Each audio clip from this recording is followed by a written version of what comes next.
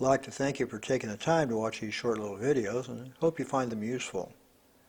One of the interesting things that we see out there is a claim of success regarding someone's work.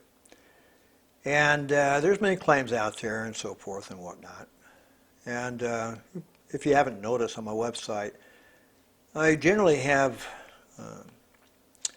single session requirement for an individual at about 78%. I haven't made it to 80% yet, but generally I can take care of all the emotional traumas from the past in one session on 78% of my clients.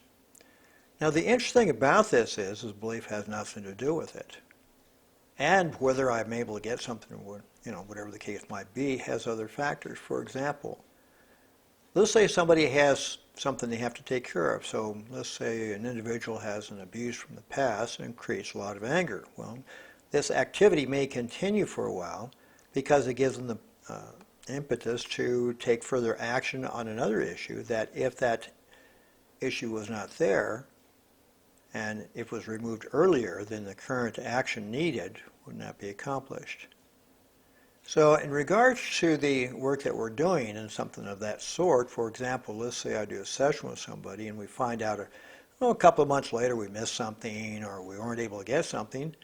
Generally all it takes is a phone call, and I take care over the phone in about 5 or 10 minutes, not a big deal. The other interesting thing about that is that there's no judgment in this work. So basically if we are lucky enough where we can get everything in one shot, that's great. But in those situations where we might have to do a couple of follow-up calls or something like that, I'm perfectly okay with that. Because it has nothing to do with failure or lack of or whatever the case is. There are other factors that are involved that prevent me from having 100% single session on every person I run into. On that note, I'd like to thank you for your time. I'll do another video shortly having to do with how the system works.